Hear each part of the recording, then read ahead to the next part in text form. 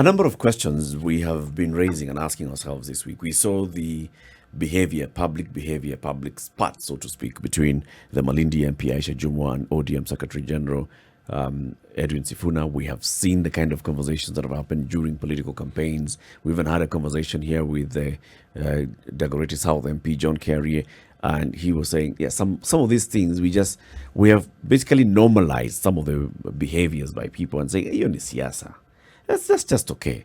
But there's something that John Kerry said, which was every political leader that you see in office today, the raw material is basically we the people. They come from the community.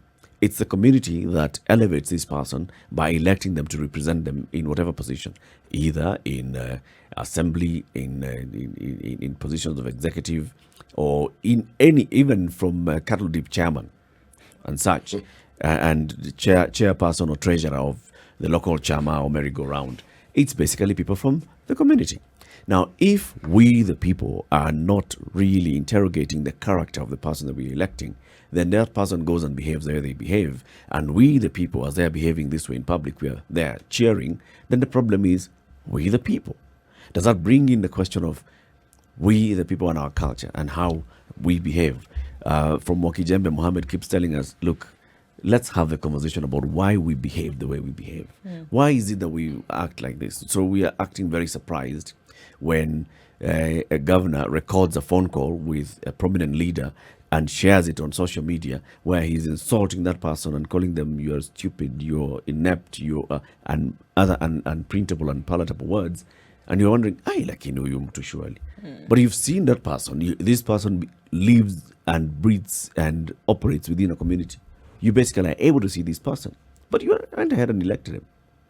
All those things that have been raised about Governor Mike Mbuvi Sonko over time, people will tell you, lakini bwana, you don't insult a president. Lakini bwana, you don't record some people's conversations. Lakini bwana, even if you've gone to a place, Kalembendile's restaurant, and he's telling you, you just pay for the chicken you've eaten. Wewe sio mwewe ukule kuku ya bure. That was the funniest clip. Kalembendile telling Sonko, wewe sio mwewe upewe kuku ya bure. Lipa. Umekula kuku. And Sonko said, Kwenda, the voice of someone who sounds like Sonko says, go away. So if you hear all these clips and you laugh and you're like, but surely. And this person participates in an election again and he gets overwhelmingly elected. What does that say about not the person, but the people who vote? And you who said, oh my goodness, surely. And then you had a bit of an embarrassing moment, but you're still on that ballot. In the secrecy of your ballot, you're saying ticked his name. You put your X on his name and said, bring him back. So there's something. Look, is there an appeal of the scandalous, an appeal of the drama? It's not an appeal. It is representation at a different level. You see, there's this unspoken understanding that the people who supposedly eat are a certain cabal of individuals who are, as we say in Kiswahili, watu wakubwa. So now when you have one of your own participating in that process, see, this is what Sonko has represented. One Mwananchi who has now joined that club. So you feel we are now represented in the eating. But what it also tells you is that we don't have a problem with this eating. So yes, what you're saying, in my mind, resonates. The eating is okay. And hurling insults in public? Hurling insults in public, people, at some point, I think they tell themselves it's entertainment. And yet it isn't. By the time it escalates to the point where people say those unprintable things, something's really very wrong. And you need to have asked this particular individual whom we have here, should this person actually have this job? Because you cannot get a bigger job in a county. And yet, we elected them. But there's something about them which resonates with us. That's very true. Let's bring in our guests this morning for this conversation. So we're going to have this first hour, we will be talking to people who are creative thinkers and therefore commentators on very many things that happen in our society. These are two musicians. One is Dan Cheesy Aceda. And Dan Aceda is an award-winning musician. He's a performing artist and he's an Imagineering apprentice. whatever that means, Dan. So you'll tell us what exactly does that mean. And then the second guest is Modoni Drama Queen. She joins us again. She was with us earlier. It was last year, right? Last year around this time. It's been a while. It's been a while. Modoni Drama Queen is an artist. She's a founder of festivals and artist incubator. Good morning, ladies and gentlemen. Good morning.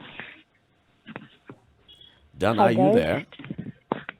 Yeah, can you hear me? Yes, we can Dan, hear we you can. now. You know, when we're saying good morning, we want to hear you saying good morning. All right? Dan, It's still too early in the morning. welcome to the Situation Room. Welcome to the Situation Room. And Dan. good early morning to you, Dan. Yeah, you know, you artists are late night people. Yeah. That's when your creative juices flow. So, what is an Imagineering apprentice? What is that? I heard about this role that Disney has for people that work at Disney. They are essentially mechanical engineers or architects, and they're the ones that design the sets. And their role is actually to imagine sets. And they are tasked with the job of transporting us to these magical places where these stories occur. And so I was very, very interested in a role like that. And because I think that's what I've been doing my whole life with my architecture degree in the creative industry. Ah, good to know. So now you're in apprenticeship on this particular one. Yeah. Okay. So, Dan, we have been having a conversation this week, and this is just looking at the behavior of the people that we've elected into public office. You obviously know about the very publicly shared spat between Aisha Jumwa, the Malindi MP, and the ODM Secretary General, Edwin Sifuna, and the response that he made on that. We have seen very many other times when political leaders stand up in public fora and they speak, and you wonder what has happened. Or others who share clips on social media, and you wonder what exactly is happening here. Why would someone share this kind of information? But then we go to a point where we start asking ourselves, is it a reflection? Because we keep saying that politicians are a reflection of the society. Is this really a reflection of who we are as a people? Is this the kind of culture that now we have taken up as a people? Is this who we are? I mean, so my thinking of this is a little different from what I've had people say. We don't have a very transparent election system, and I think we need to accept that. In other words, we may on the side of the voting, we may do the voting, but we are not necessarily always picking the people that we want, because our system doesn't allow us to pick the people we want, because the political parties hold so much power over who stands for leadership, and the amount of budget that somebody comes with to a ballot affects so much, which is not unusual in the process of how post-fact democracy is working in the world. But it does affect us in Kenya a little more than it affects people in other countries. So because of this, people are not really choosing the people that they want to choose. They're choosing the people that are available. If Jubilee doesn't put up Sonko as governor, then Sonko doesn't get elected. But Sonko wins the Jubilee primary. But Dan, who is and Jubilee? So this is an issue that should have been fixed.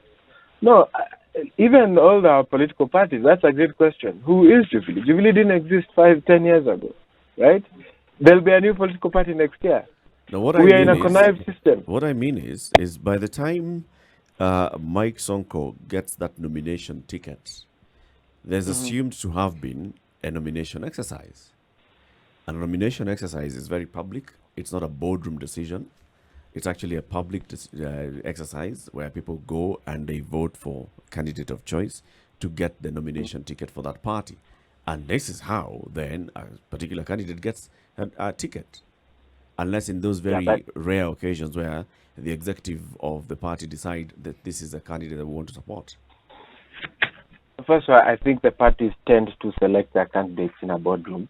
And then secondly, even the list of nominees is the reason we don't have enough women being elected to parliament, because even the list of nominees is already fixed. For you to get that nomination certificate is extremely difficult.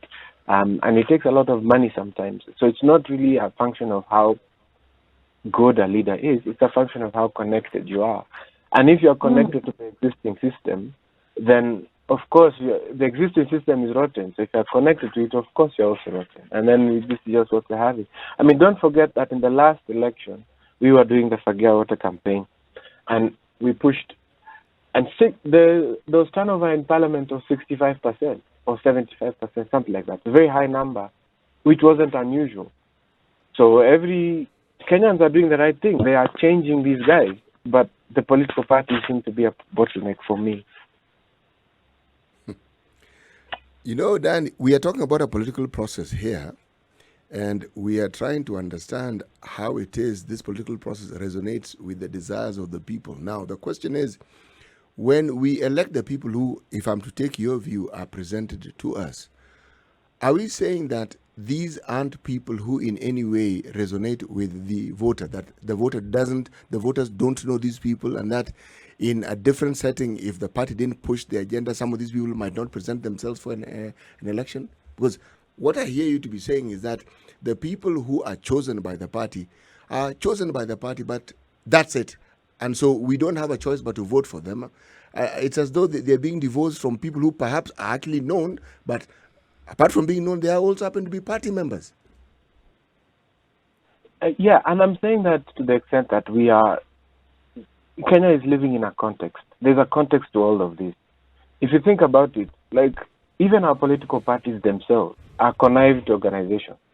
They are put together just before a big election.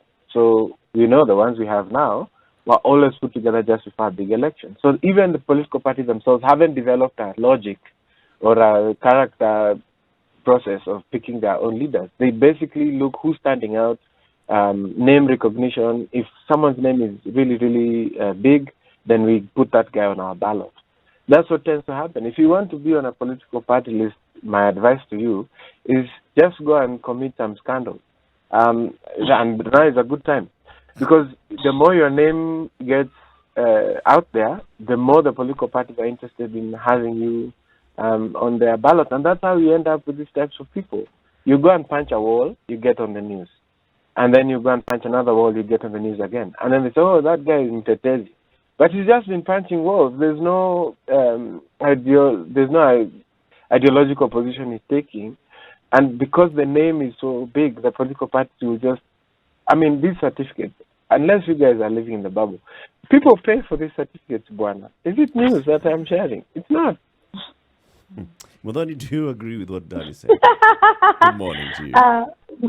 Morning. So I agree with Dan to a significant extent. It's true. We end up choosing the people who are on the ballot, and the people on the ballot don't always reflect what the aspirations or the wishes of the electorate are. And then I also think that there's a degree of soap operaing we do as a republic, as a people, right? So I think it could be because we feel so disconnected from power that the things that we really stand for, our ideas, are never really quite represented. But this thing is going to happen anyway, right? Sort of with or without us, the political machine and its people, it's going to happen anyway. So I think we tend to kind of observe it the way you watch a soap opera. You pick your favorite characters, who antagonizes who has which drama with who is my favorite, kind of how like we watch the Premier League and then, oh, my team is this, some place in England you will never see, but that's your team and you're like going to die for your team. And I think this is our adverse reaction to sort of being puppeteered by the system. And I often reject a philosophy that starts with blaming the people, or kind of being like, oh, this is the people's fault. This is your will. This is what you wanted.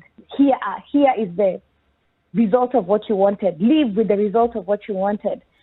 Because there's nobody who lives in Kenya who actually believes that elections are free and fair, and that the people who are elected are actually a representation sort of the people's will or the people's choice. Extreme effort is made by the political class.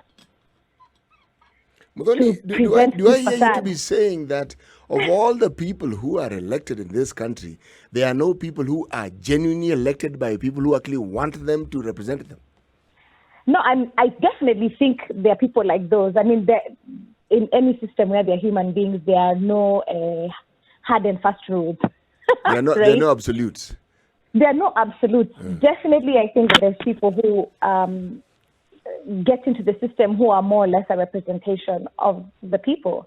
I also think that overwhelmingly, there's a lot of people who enter who are representation of political class interests.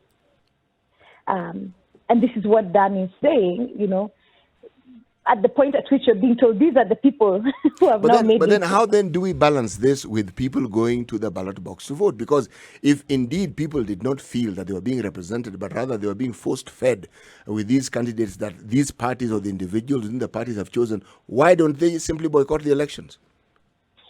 Because even if we boycott the election, first, there's no legal provision for if the people boycott the election. Personally, that's the constitutional amendment I would push for.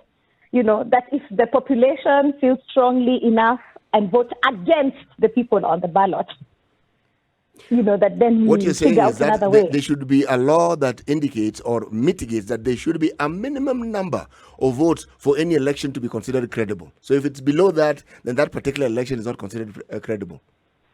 Yes. I even think that there should really be on the ballot.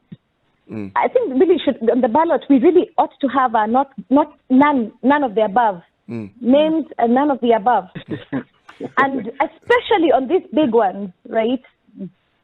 None of the above. And if we're able to make a case as an electorate that none of these people actually espouse the values that there's all these court cases or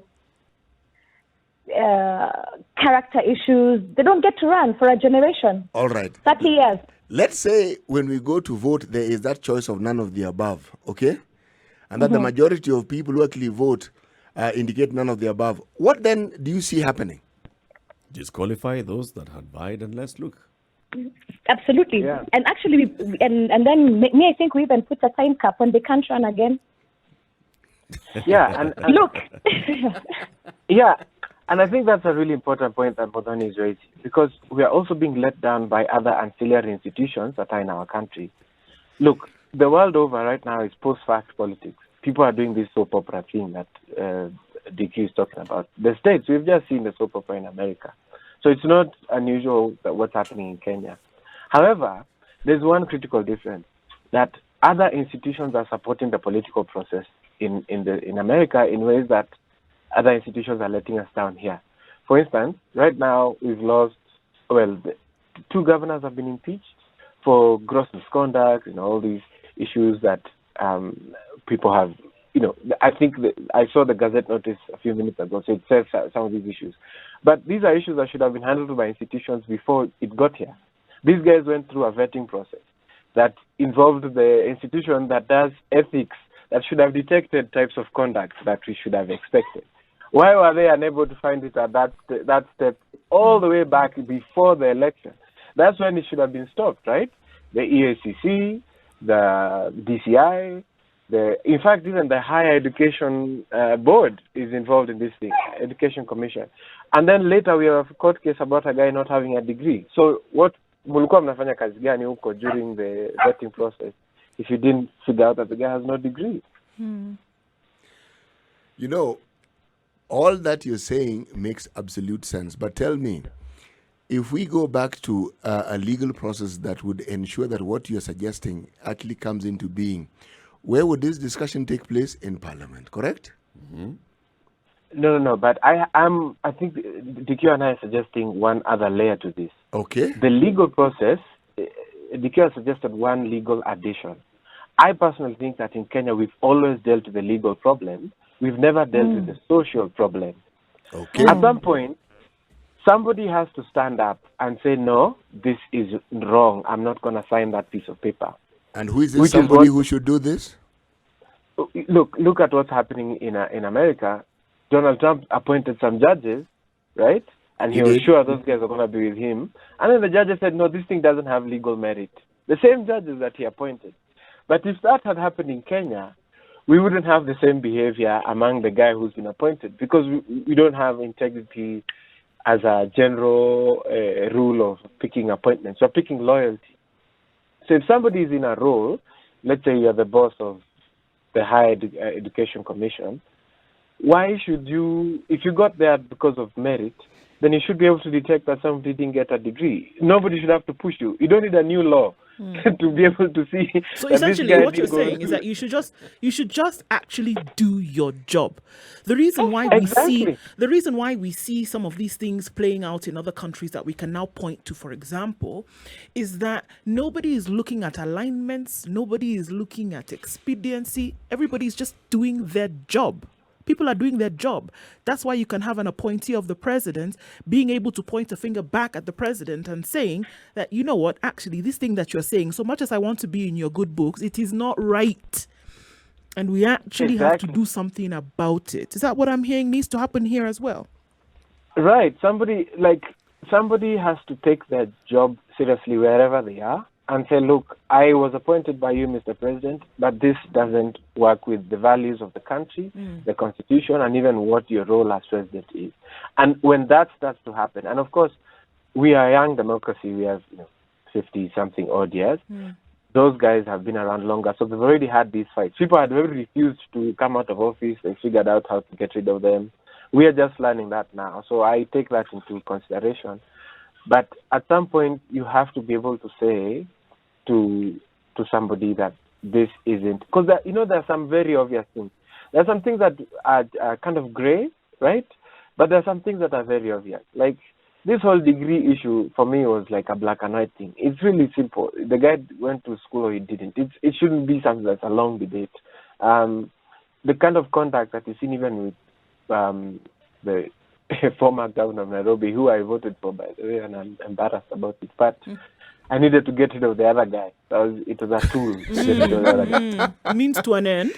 No, he's participating in the very process that he's castigating, but I'm sure we can discuss that. We're having a conversation with Dan Aceda and Muthoni Drama Queen, two artists, award-winning musician Dan, and a performing artist and an Imagineering apprentice. And he's already told us what that is. MDQ is an artist, a co-founder of festivals and an artist incubator.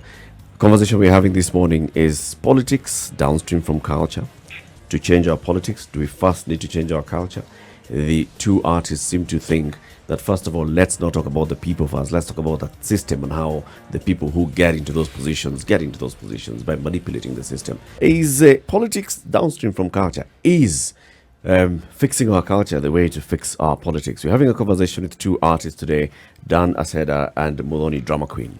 No. So, I mean, both of you are here. We're talking about systemic issues here that we look at and say, before we even look at the social part of it, let's look at what's going on with the system and those who are connected to the system, right? Because the life is, if you plug into something, that's where your life comes, right? So then if we can see this, and it's very clear to people who say, number one, are not doing their job, people are maybe afraid, and that's what I want to ask now. Why then, if we can see these problems, why are people, or is it that people are afraid to point out and stick to the point that there's something going wrong here, it must be fixed? We still seem to continue voting. A politician is going to come out and say some ludicrous things, and we have people clapping and cheering. Social media rife with people supporting, crazy things that people have said. Or making some even joining in, right? Why then is it's more comfortable to align to this, it would seem, not just for those who are in these positions, but general Kenyans across board? Why is it comfortable to go along with the pack? And why don't we have more and more people? If we're so sickened by what we see, why don't we have people standing up? Is it fear? Muthoni? I want to say, so if you look at the situation, say, of our former governor now, when he came in originally, even when he got a reputation, right? A lot of the stories that you would hear from people were, this guy actually helps. Kulikuwa na shamba yangu nilikuwa ninanyang'anywa. he came and defended me or defended my mother. So these young people were trying to get their Matatu circle going. He put an investment there. If you remember, I mean, the pomp and drama of the ambulances. You remember when we had the Sonko Rescue Team ambulances? Yeah. But the other side of the story that a lot of us privileged enough to sit here with you guys this morning is that, in fact, there's a lot of people for whom that ambulance represented their first sort of somebody who actually cares that women in the in certain areas at night where you can't leave to, if you're like pregnant, to go and look for an ambulance to go to hospital. This became actually the way of your life. It actually solved a problem for you. And so I think it's really important that when we are framing this conversation, to remember that there's a part of that, of our former governor, there's something there that people are responding to, right? And this is the person who's saying, these are your systemic problems. Here is an alternative to these your systemic problems. I didn't create the healthcare problem in Kenya, but I can contribute, for example, by saying there's a private parallel system that will get to you, right? So maybe to go to one of the earlier points, which is there is a part of this, in this leadership, there is a part of what we want that was encapsulated in these people that we choose. And if you look, through right, even the top leadership, there's always something of the people that they take. Yeah, that they take and manipulate. This is the real word. You take the situation and you manipulate around the situation. But you as a voter, do you take that solution that is being provided to you, that is being brought to you, do you take that and that trumps everything else about this person? I mean, Eric, I can see how if there's a leader who has presented, first there's a person who's presented themselves as a leader. And then the evidence for their leadership is like, look, how many times has this person helped people in similar situations, right? Land, this family, their land was being taken. This guy came in, intervened. Now their family land is not being taken. What is a signal to everybody else in this country who knows about land issues, the injustices around people taking your land? You see, there's a degree of, so as what Dan is saying, there's Mtetezi. All he needs to do is to solve one or two of those cases, be quite public about it, which is one of the things that our former Nairobi governor did. He understood how to run the propaganda machine. So you would see him doing these things, and then you would justify, okay, maybe I don't like the way this guy talks, I don't like the flashiness of the character, but I like that he's the guy who, if you call him, he turns up. And that narrative, I think, has resonated throughout the time that this man has been in politics. Somebody has a funeral, they are stuck. He comes in. This estate has this issue, he comes in. Now, absolutely. I want us to get a little real about this discussion.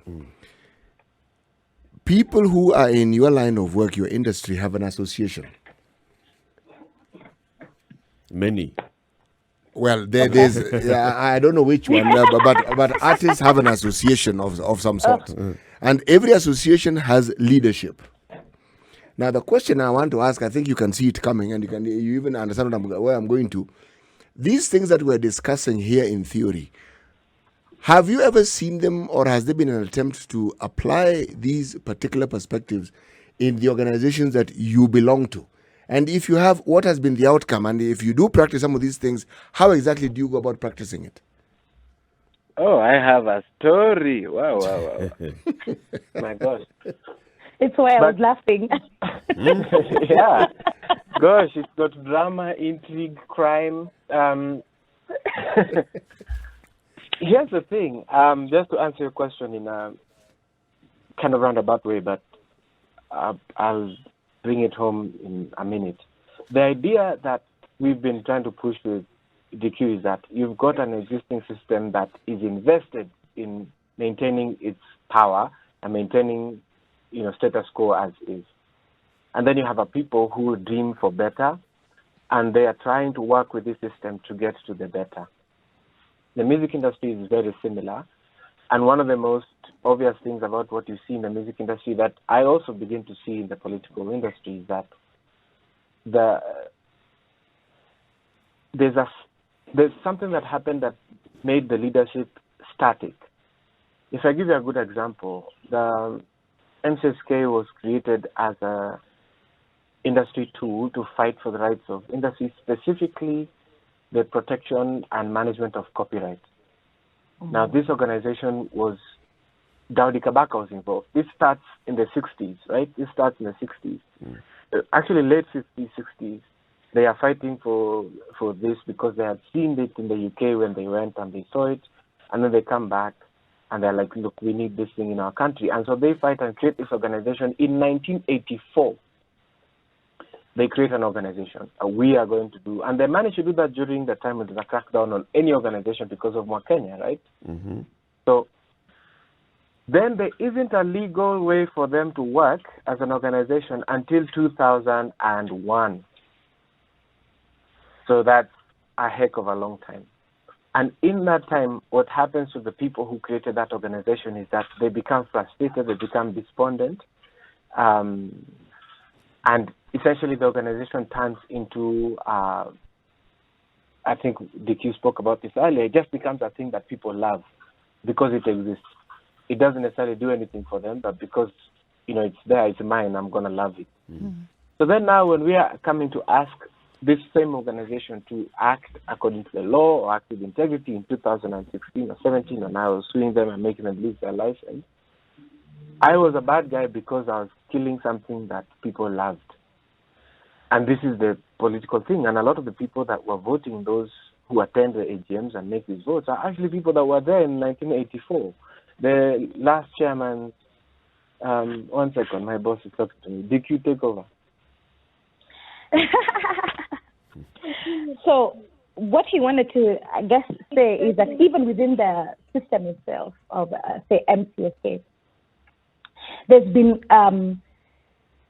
successive desire for the institution to actually operate as it should for the members. But actually, it has never achieved success in doing the work that it's meant to do. And, there's evidence to show, whether it's audits, artist complaints about copyright being used by the same organization that is meant to protect copyright and illegal use of copyright. There's been successive efforts, to streamline, to get them to lose their license, like, Dan was just explaining. Dan, please, you may proceed with your story. Yeah, I sued them and I got them to lose their license in 2016. And what ended up happening is the idea of what I think is a problem in Kenya. I was followed all over Nairobi. There were death threats on my life. I had to kind of hide in broad daylight. People were saying they're coming to kill me because of this thing that I had done out of a belief of the right thing that I was doing. And then 2 weeks ago, a person who shouted at me and almost wanted to eat me alive at NHIF and went to a meeting at Kikobo, they called me and said they want me to join a movement to begin to remove MCSK again in 2020. I said, what do you mean? We were there together and I was leading this and you were a part of the guys trying to kill me. Now, leo sasa umebadilika, you want to me to bring me back to that fight. And I'm right now very reticent to joining those types of fights because what I understood in that period was that there was an economy that was existing to keep this organization up. Mm-hmm. Much in the same way that the political structure has money that flows to keep. There's always guys clapping. You were talking about people who are always clapping at these things. Mm-hmm. Those guys are always clapping because they have been paid to clap. There is a budget to keep the clapping going on. And that budget is very, very lucrative. And whenever you come up against it, you find situations where it's very challenging for you to get through. Even for us to have won the case in court took such a huge effort. And I guess, guys, then this actually comes into that conversation. Then it's a reflection of where we are as a society. It's not just in the artists. If you look at lawyers are complaining right now about the kind of leadership that they have. The kind of leadership they elected. And then they'll talk about, there's, money being spent, the kind of intrigues that happen during these elections. This then is a reflection of what we've become as a society. This is our culture now. We have systems that have been taken over, and sort of like there are people who participate in entrenching the system the way it is, and those who are complaining are seen to be complaining because they want to be the ones who enter the system and continue to eat like those who are in the system are doing. So when we see politicians behaving this way in public, if we come back into our local communities, we'll find ourselves in the same situations. I'm sure if you went to some place, you'll find people complaining about a local leadership, about chama, or even taxi drivers will say, we as taxi drivers, we had a conversation with the Uber drivers the other day, and they were talking about the same kind of thing. Those in leadership get compromised, and they get to a point where they feel like they're hopeless. So it's not necessarily the leaders, political leaders. If it happens in all other spheres, then it's we, the people. No. But I would... Eric, go ahead, Dan. Okay. So first I want to say, yes, you're right in saying that everywhere, even in the estate, I'm sure in Pakumi, there's someone who's like, hey, here, money was poured. Yes. So there's something that we have understood about power, or the lack thereof. Right, this thing is systemic. Do you remember when I was on the show a year ago and I was like, this whole system has to go. The system itself, systemically, it is sick. What we have understood about elections and leadership is interest, right? Who has the interest? Who has the money to facilitate their interests to be the center of the table? Who can rally people around their interest? And I think it's really important to recognize that even if you think about like at an LSK level, at an MCSK level, that system was supported by some people. Whereas it is not the reflection of the majority of people's aspirations and desires and actual will, there's a bunch of people who are benefiting from this thing. So just like politics, just like everywhere, there's some beneficiaries, which tells me that the real thing here is the way the inequity that has been created by this system from the beginning, that there is this political class or who have access and power and proximity to money, interest. These are the ones who set the agenda for everybody else. That disconnection of the power is not of the people. The people are asked to sort of rubber stamp or participate in some kind of something. But really, it's the interests that are running the show. I think this thing has been understood and it has filtered everywhere. And our distance from actual power, our distance from actually being, yeah. Because what DQ is saying, this is a legacy of colonialism, because that's how Absolutely. power was taught to us. So we understand power as the person who's there closest to the power controls everything and then keeps everybody else outside of it. And so this is a legacy of how Kenya as a country was formed, and we are continuing to keep it. And there's only another thing I'd like to add, which unfortunately, Eric, may be a little bit at odds with what you're saying.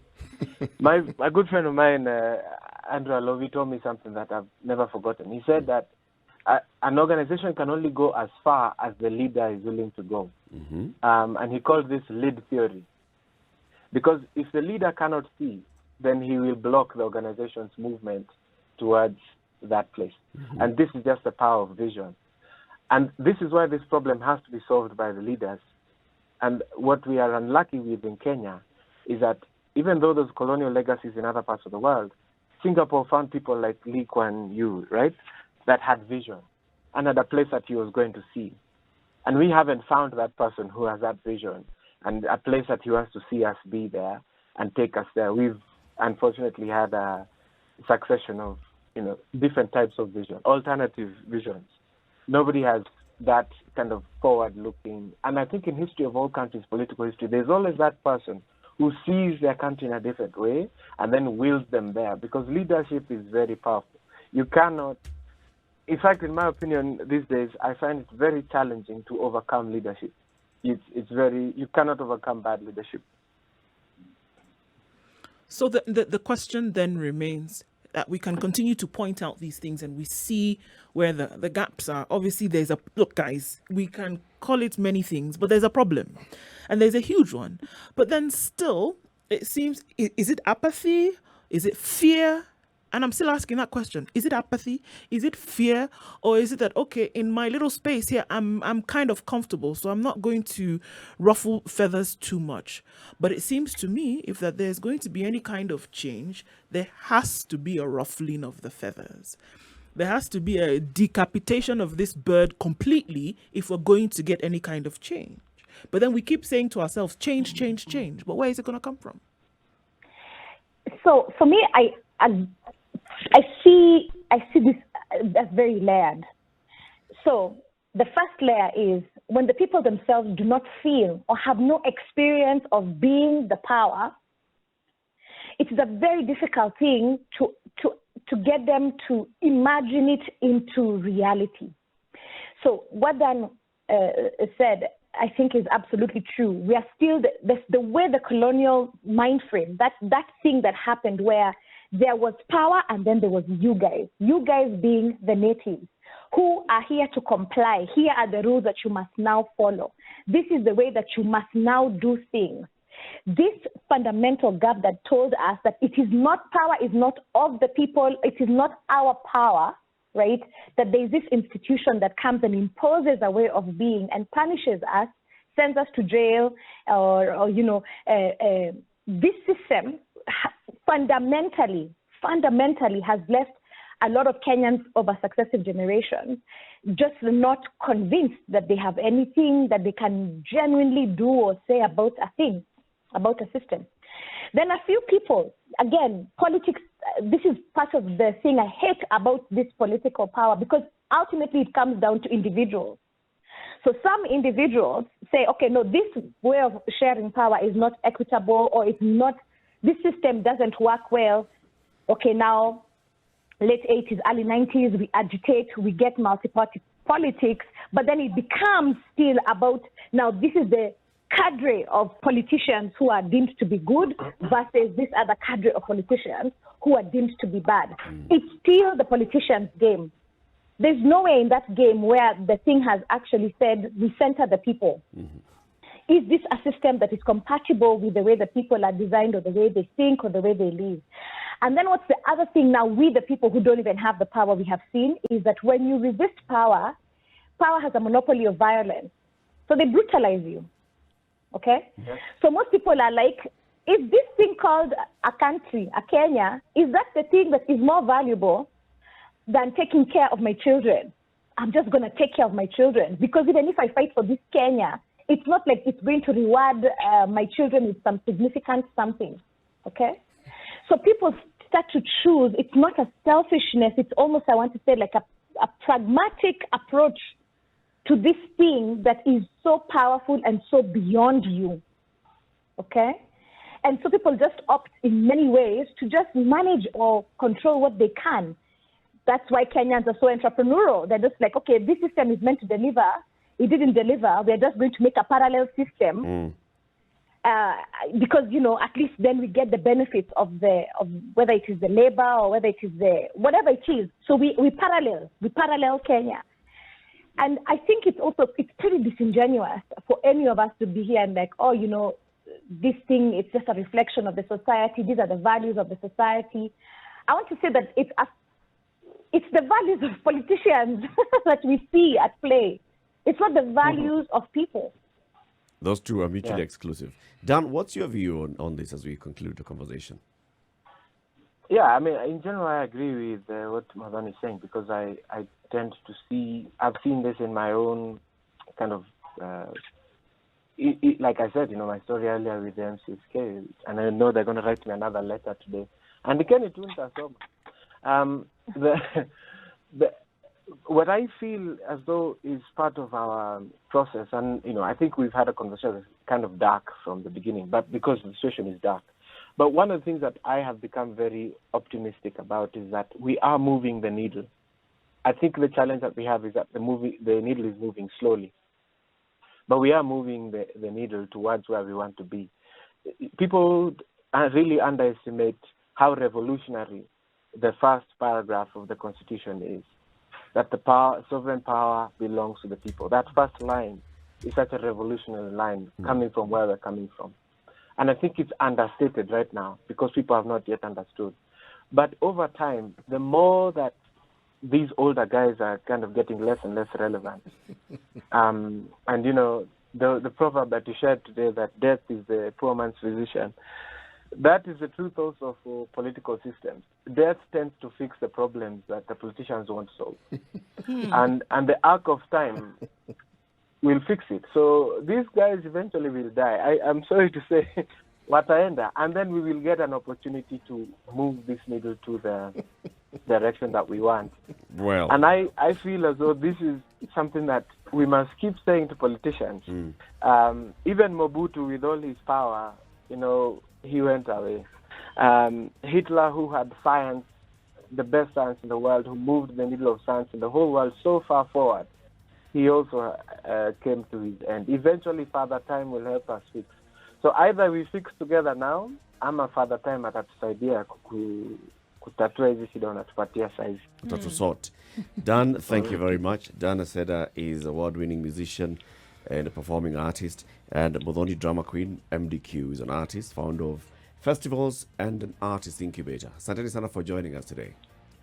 Thank you so much. And Thank keep you so listening. much. In the next hour, we'll have Dr. Ezekiel Mutua and Ken Jiro, and we'll be having the same conversation. So listen to that. Come on! Oh, yes. Wow.